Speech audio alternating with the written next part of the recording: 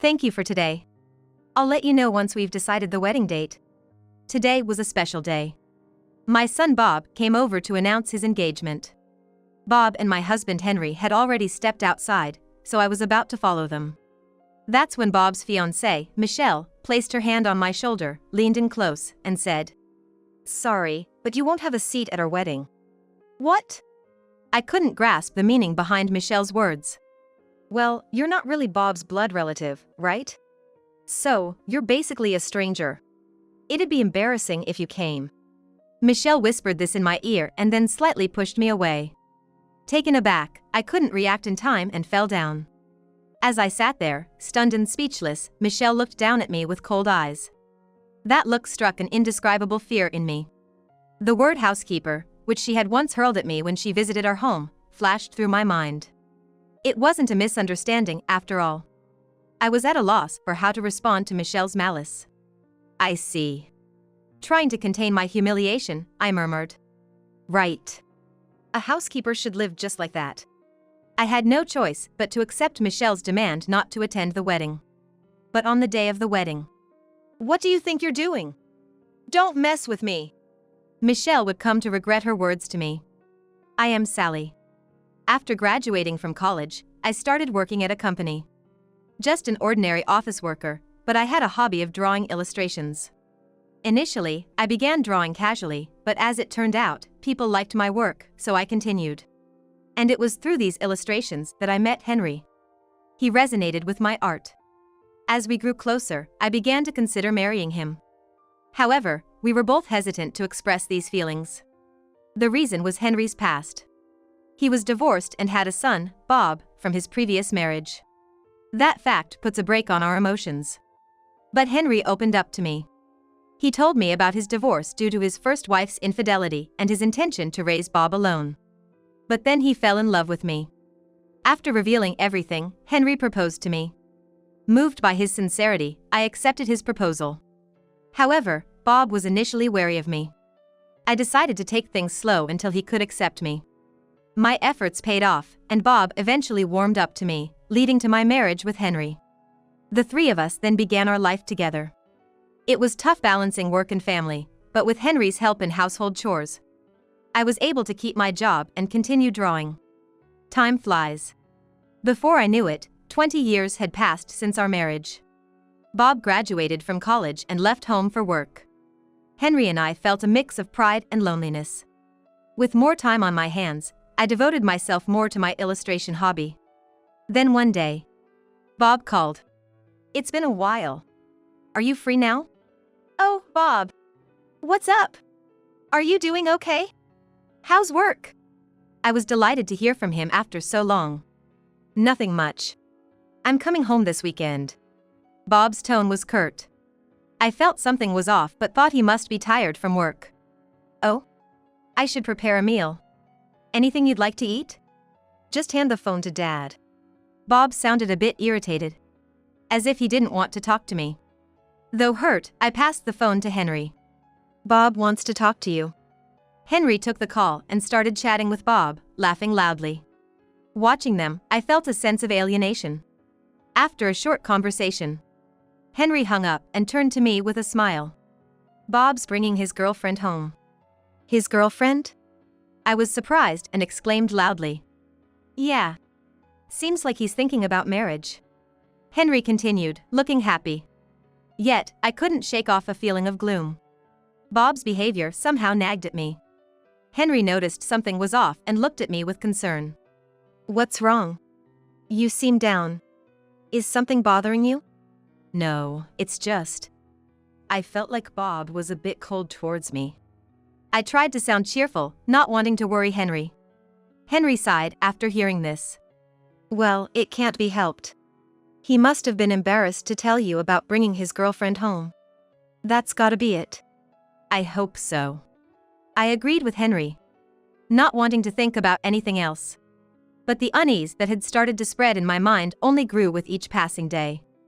And finally, the day arrived. I was restless all morning, cleaning the house and getting myself ready. Henry was also unusually unsettled. As we were in this state, the doorbell rang. We hurried to the front door and welcomed Bob and his fiance inside.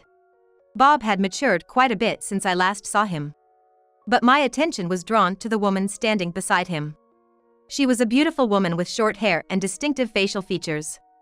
Stunning enough to be a celebrity. I was momentarily overwhelmed by her presence.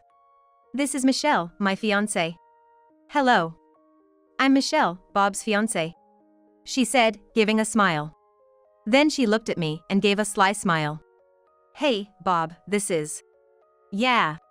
She's the housekeeper I told you about." I was shocked at Bob's words. But just then, a truck passed by the house, and I couldn't hear him clearly. I looked at Henry, feeling anxious, and he seemed puzzled too. It seemed like he had heard something. Before I could clarify, Bob and Michelle had already headed to the living room. I reluctantly followed them to the living room and asked them to sit on the sofa. While preparing coffee and snacks in the kitchen, I mulled over Bob's words. He definitely called me a housekeeper. But that couldn't be true. After all, I raised Bob for 20 years. We might not be related by blood. But I gave him my love and care. It had to be a misunderstanding. I tried to convince myself, but the doubt lingered, especially after the recent phone call. However, I didn't want to confront him and create a hostile atmosphere, so I deliberately avoided the topic. I brought the tea and snacks to the living room, pretending to be calm. We then chatted about various things. Bob and Michelle met at work and started dating. To my surprise, Michelle was the daughter of a well-known toy company's president. I had met her once at work. When I mentioned this to Michelle, she responded indifferently. But apart from that, the conversation was lively and enjoyable. Then the topic shifted to their wedding. "A wedding, huh? Must be a grand affair." "Yes, indeed. My father is really excited about it." "I bet." "Michelle, you're so beautiful, you look stunning in a wedding dress." Instead of responding, Michelle just turned to me and smirked. Seeing her twisted smile, I felt an indescribable discomfort.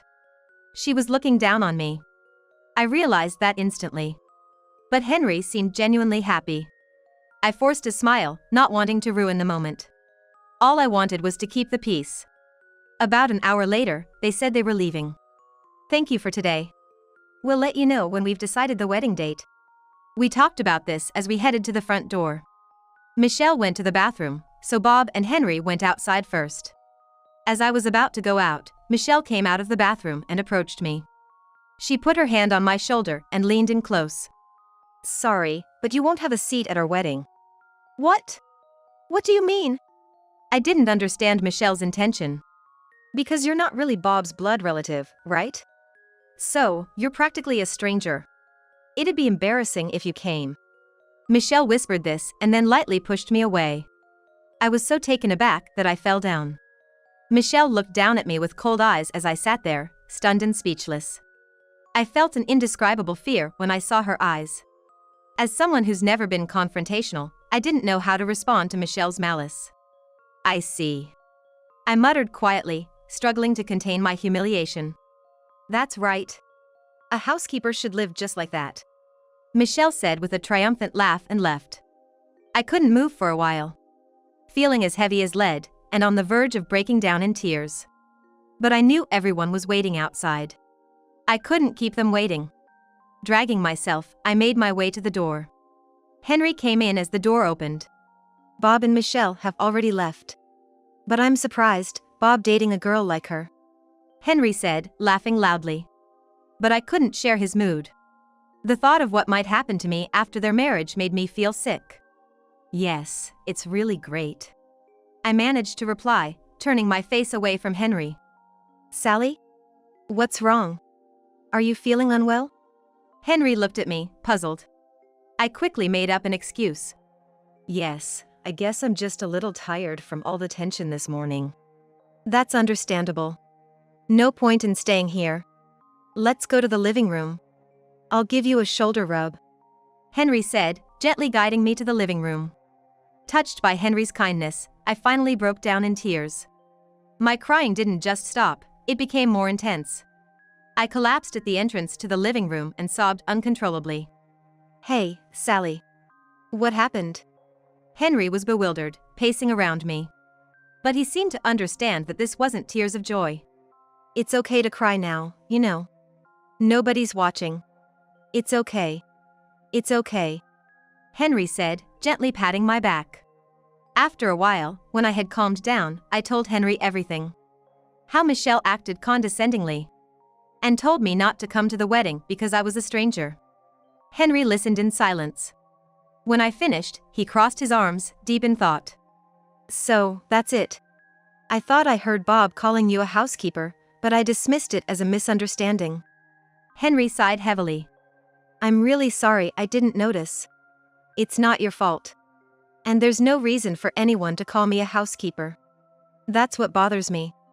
Bob wouldn't say something like that. Sally, you've been a great mother to him. Something's definitely off. Thank you. Just hearing you say that means a lot to me. Henry stood by my side. And that alone lightened my heart. Anyway, there's no use thinking about it here. Let's visit Bob on our next day off and ask what he means. But will he even agree to meet us? We can use the wedding as an excuse or anything.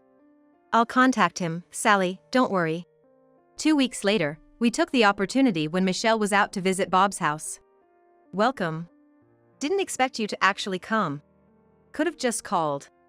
Bob seemed slightly displeased. Still, he let us in.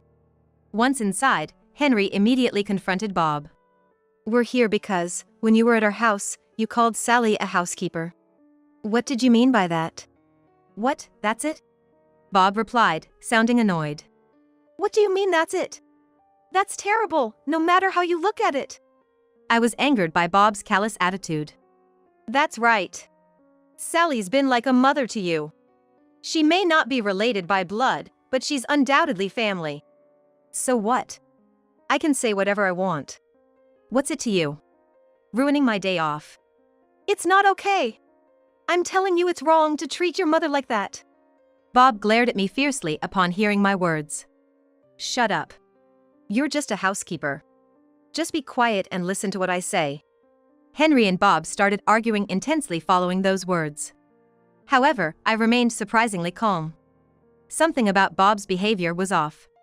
He had never called me a housekeeper in all our years together. It seemed like Michelle must have influenced him. Bob, did Michelle say something to you? That's right. I turned around in shock to find Michelle standing there. She had been in the house all along. But I'm not to blame. You brainwashed Bob. Michelle shouted at me, pointing her finger. What are you talking about? That's not true. I retorted, recalling everything I had done for Bob. I raised him. And there was no reason for Michelle to accuse me of brainwashing. But Michelle continued her assault. But you also spent time drawing illustrations, didn't you?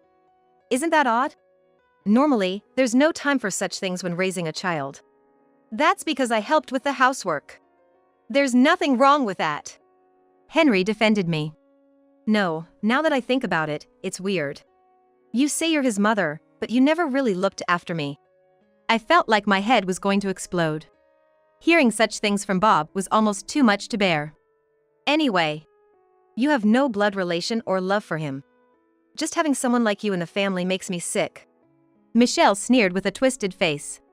If you hate it so much, then don't marry him. But I love Bob. Honestly, I don't need poor people like you. I'm just greeting you formally for appearances. Henry slammed his hand on the table upon hearing this. Enough. How much more do you need to insult us? Bob, don't marry this woman. However, Bob remained cool.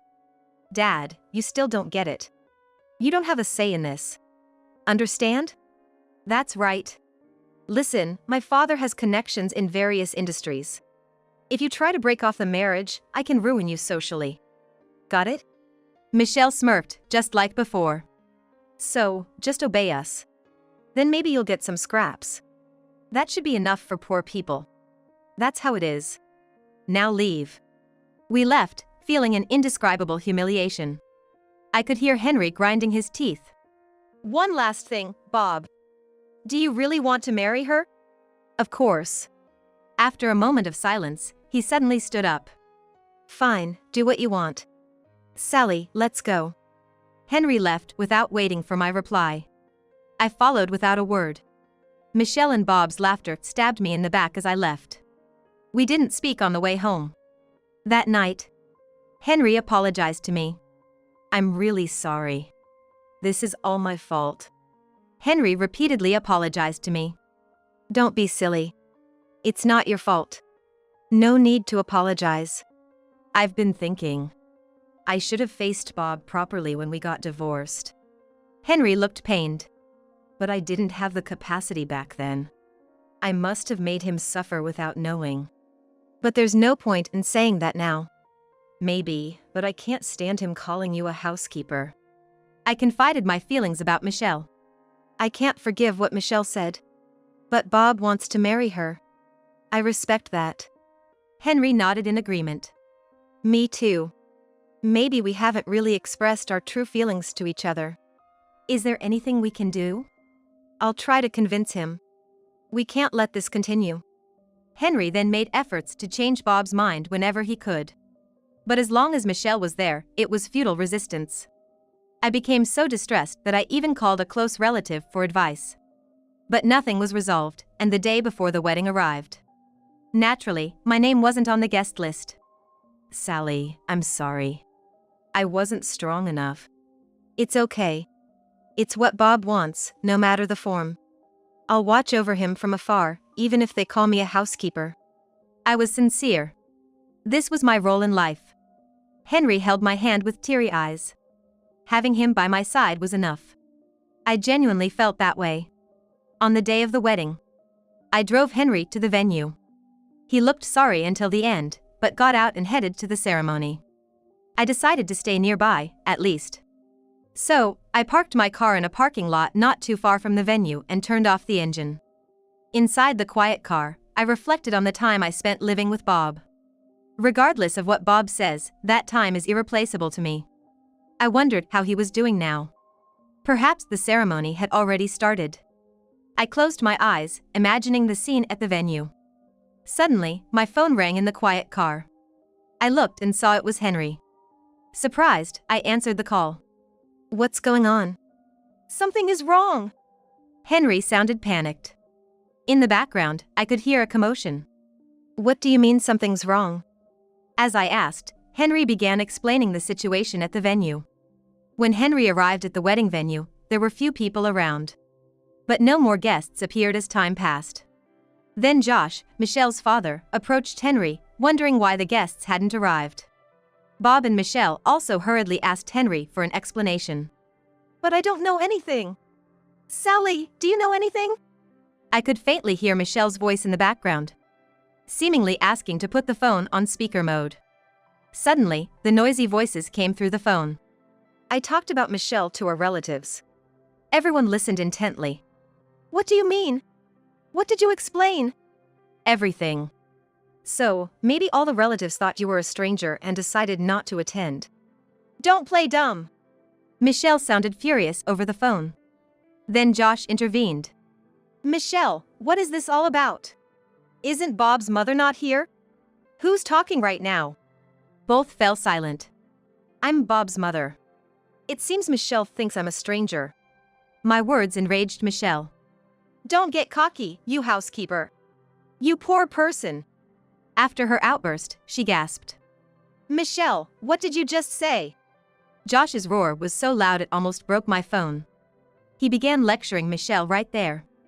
It became clear I was nearby from Henry's explanation. "Sally, I'm sorry.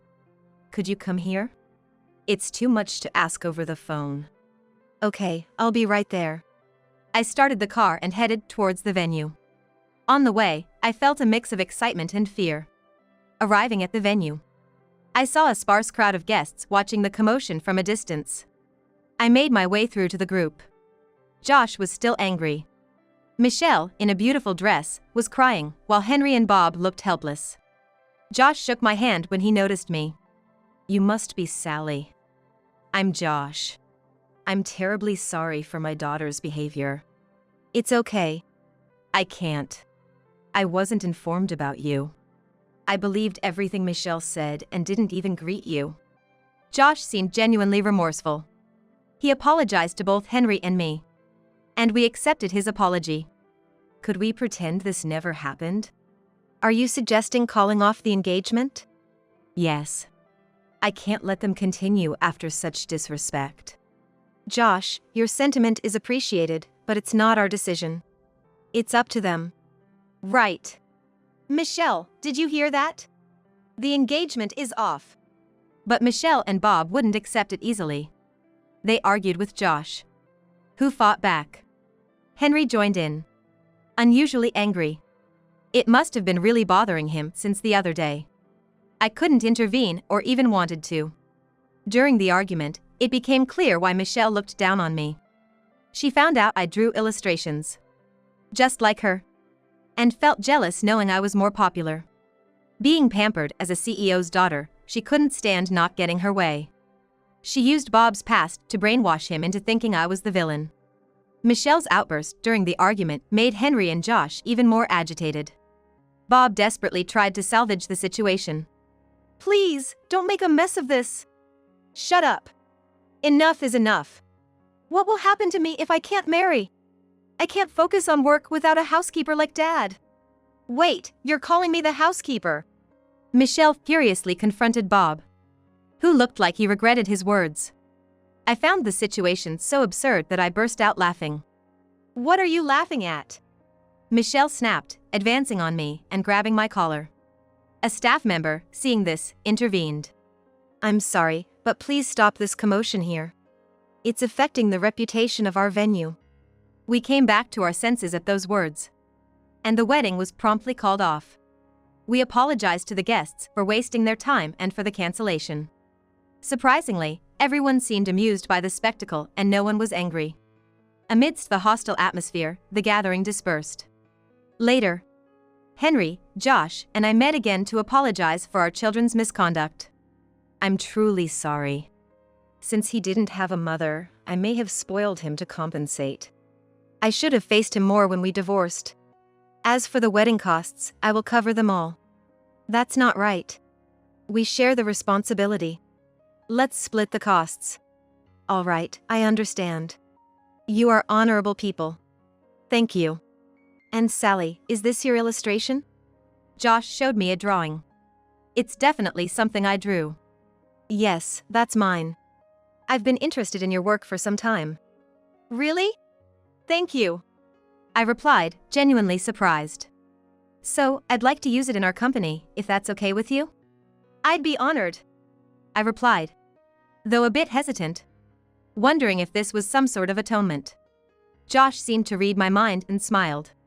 This is strictly business, not atonement for what happened. After hearing that, I finally felt convinced. It was an offer from the leading company in the industry. There was no reason to refuse. Thank you very much. Please go ahead. That's great, isn't it? It's really good that you kept at it, Henry said with a kind smile. Henry paid the wedding expenses up front, which Bob would repay in installments. Freed from Michelle's influence, Bob gradually came to his senses and sincerely apologized to me.